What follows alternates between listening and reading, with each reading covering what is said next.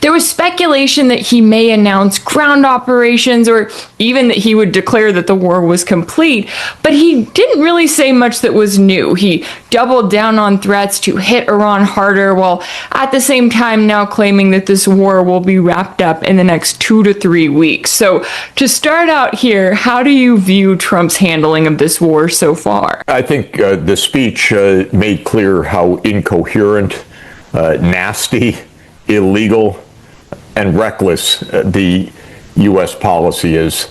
Basically, people watched the speech from around the world, and the reactions have been almost uniformly of horror.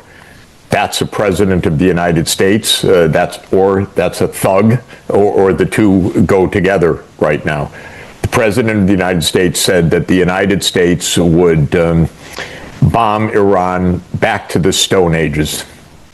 This by itself is enough to be unprecedented in the rhetoric, at least, if not the behavior of American leaders.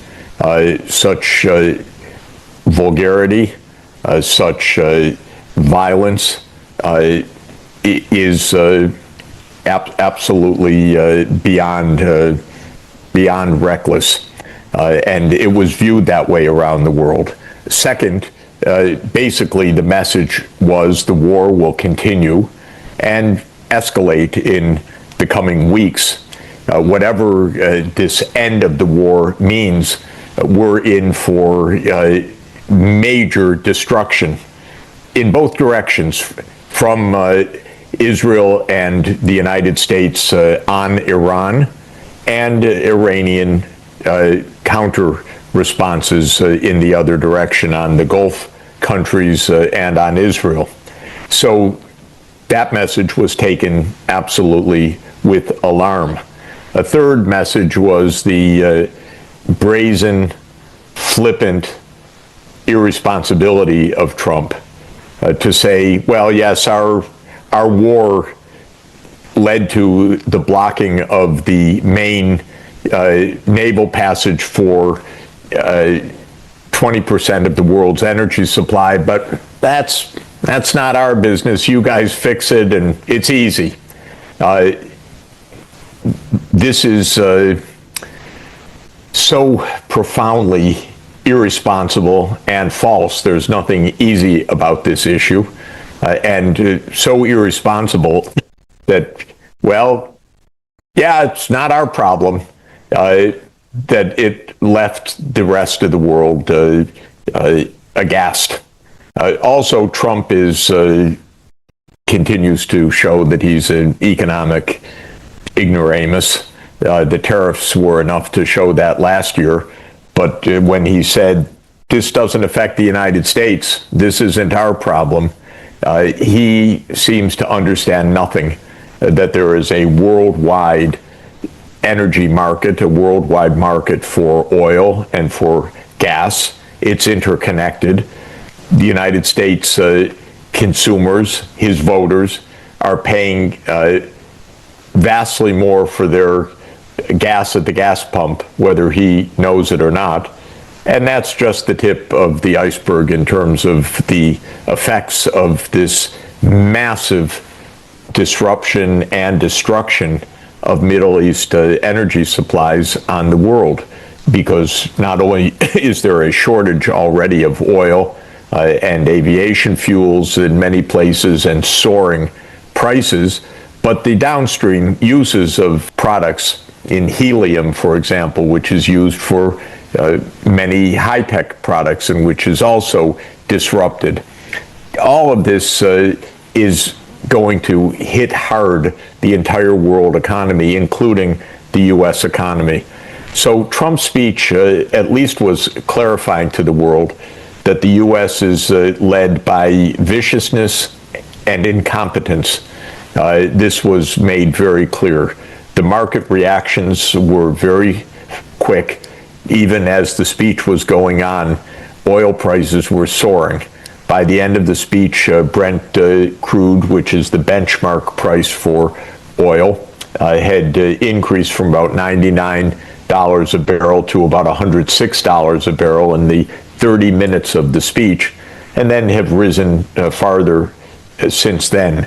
Stock markets, when they opened in Asia, tanked. Essentially, not only did Trump not convey any coherence, he conveyed the absolute destructive uselessness and whimsicality of what's happening right now, and the absence of a plan, and the absence of any honesty about the absence of a plan. So the speech was very illuminating, enough to scare the shit out of you, I would say, if you want to put it in technical terms. People watching around the world saw that is an American president.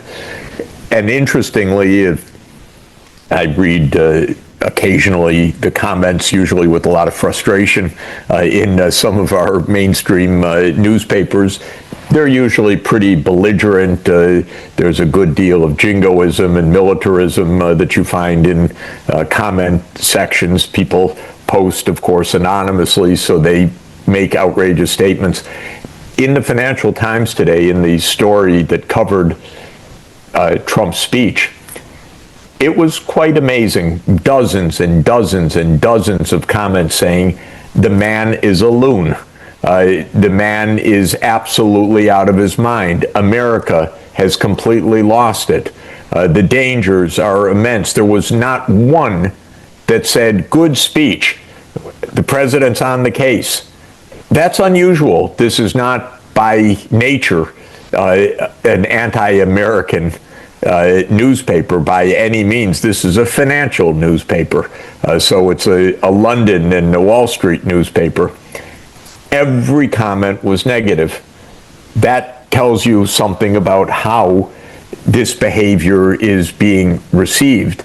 And it's being received as not normal, not strategic, not tactical, not normal. Yeah, oh, absolutely. As you're watching this play out, and I know so many of us were almost kind of holding our breath, waiting to see, okay, what is he going to announce here? But even just your point about the long-term effects, right? And I know Trump is very quick to act like, oh, all we have to do is just open the Strait of Hormuz and then all of our problems will be solved. Or all we have to do is worry about the oil. Well, yeah, you can talk about oil all day long, but the U.S. imports everything. So if the price of everything goes up around the world, guess what? That impacts the American consumer. Yes. And at the same time, to your point about the energy infrastructure, I mean, it's very concerning what we're seeing with the destruction all around, right? Whether it's the South Pars gas field, whether you're talking about Iran directly, whether you're talking about Iran's retaliation, what kind of an energy crisis are we looking at as these prices really start to creep up? And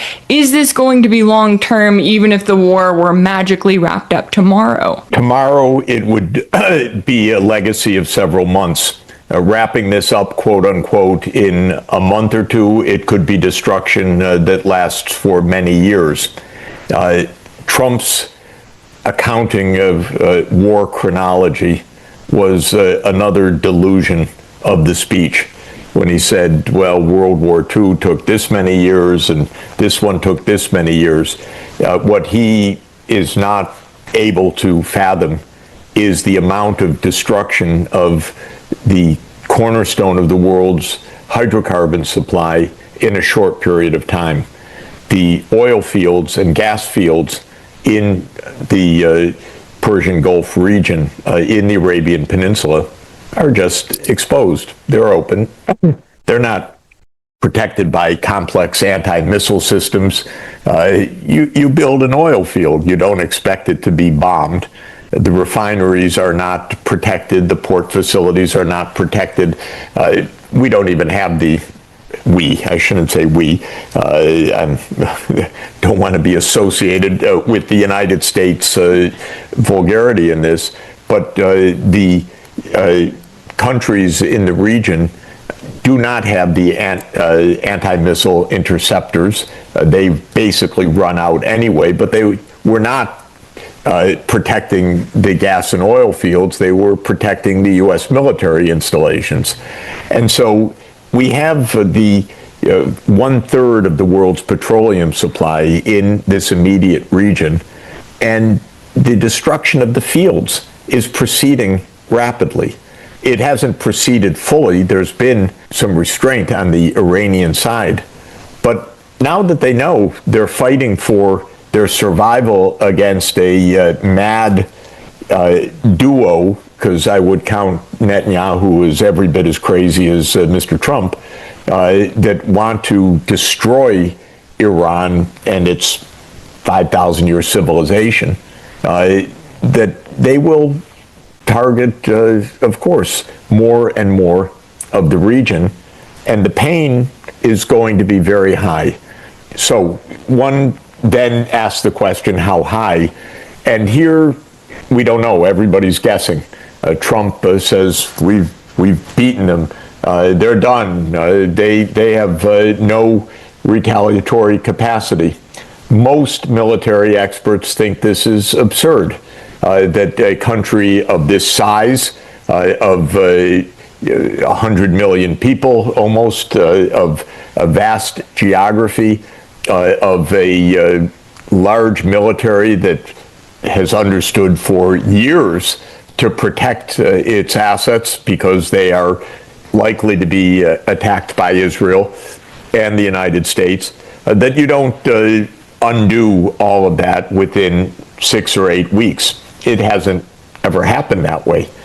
So I don't think most people credit what Trump is saying is even remotely believable.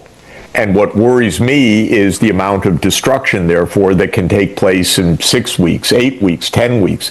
And you look back and say, oh, the Strait of Hormuz is the least of it. There's nothing to pass through. Look at Qatar, how it's closed down its gas fields because it was struck.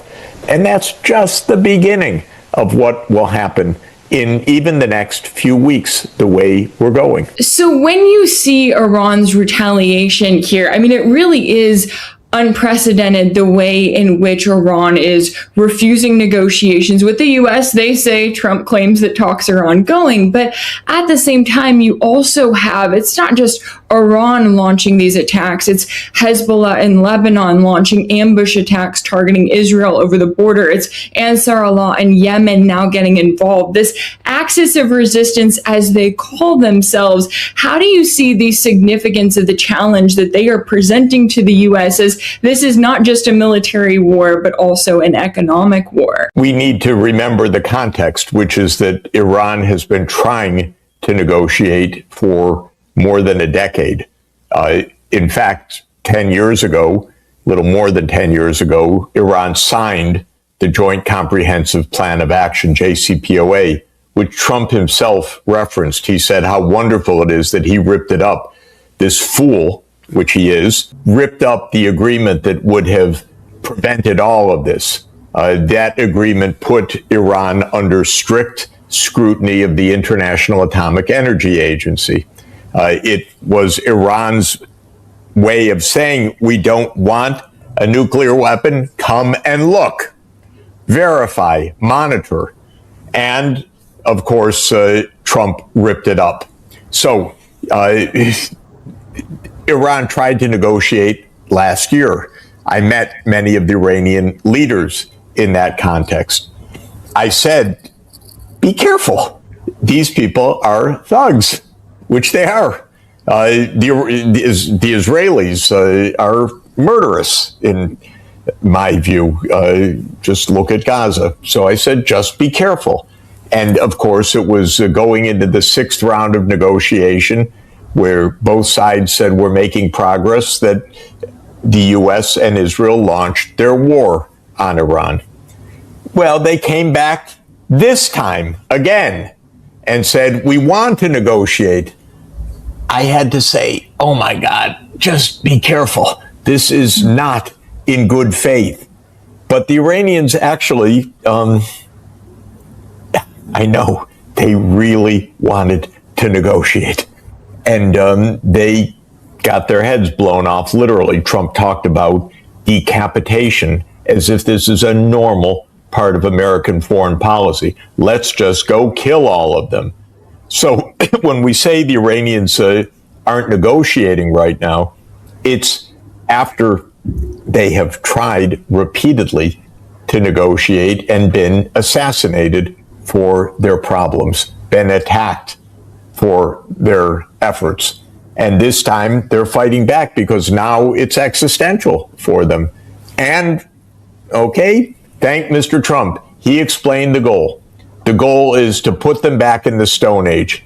In other words, war crimes, mass murder, destruction of the civilian life and civilian economy, basically to reproduce what was done in Gaza, in Iran. It can't be done. It's not going to happen that way. But that's the motive. That's the purpose. That's the aim of the United States. And Iran is this time saying, and by the way, Trump brazenly lies or lives in delusions, we don't know exactly which, about negotiations going on, where he says, we've killed them. We don't know if they have any leaders left. There's no one to talk to, but they're talking, they're begging. This is a kind of madness.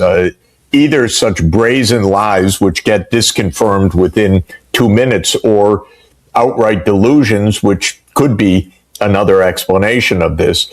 But no, the Iranians don't have anyone to negotiate with. Yeah, it's shocking to watch the Trump administration. And as you were saying earlier, right, this is the United States. These are our representatives who are engaging in these talks. And the last angle that I wanted to get into here is kind of zooming out, looking at the multipolar world, because I know that initially when the US and Israel were attacking Iran, you had all of these articles coming out saying that Russia and China weren't standing up for their ally, that they were kind of leaving Iran alone here. And we know that they are providing support in various ways in the background. But how do you see the position that Russia and China are in as the biggest bully of the world, the US, that wants to go up against both of them, is now getting itself tied up in another forever war in the Middle East? Meanwhile, Russia and China are over here truly trying to prevent a nuclear holocaust if this war goes too far and things escalate too much. Clearly, Russia and China do not want Iran to fall to Israeli-U.S. aggression. They don't want the Middle East owned and operated by Israel and the United States. They don't want the loss of sovereignty of one of the BRICS countries. They are supporting Iran, I'm quite sure. Exactly how, we don't know, but I would guess that it is financial, political, and military, some parts or some equipment or anti-missile defenses. I don't know for sure, but I think that it's probably quite real. At the same time, nobody should want the world blown up, and nobody should want Iran sent back to the Stone Ages within Trump's timeline. The whole idea of a president standing up and declaring his intentions of mass war crimes is horrific. It doesn't make us safe. It doesn't protect us as Americans. It's illegal from an American point of view because Trump does not have the power to declare war. And Congress pathetically has said, don't ask us, it's not our business, which is a complete denigration of the constitutional responsibilities, not just the power, but the responsibility of Congress to not let this happen. So we have this terrible, dangerous outcome, and it's not the case that Russia and China are looking on, as the Economist magazine cover this week has it, don't interrupt an enemy when he's making a mistake, a famous expression of Napoleon, as if China's looking on happily that the United States is tied up in this. Everybody is aghast at what this can lead to. And that's the real story here. Oh, excuse me. That is the real story here. And what we urgently need is China, Russia, and India as the three other superpowers to say to the United States, you must stop this. This is completely outrageous, dangerous, unwarranted, leading to disaster, and it's your fault, you and Israel. You have to stop the Israelis. That's the U.S. role, because the U.S. funds and arms this reckless Israeli regime, and the U.S. has to stop itself. And if Trump doesn't have impulse control, the people around him, somebody, there must be a grown-up somewhere in Washington. I don't know. That's my hope, that there's someone that has a grown-up mentality to say it can't go on this way. And that was Jeffrey Sachs, an economist, best-selling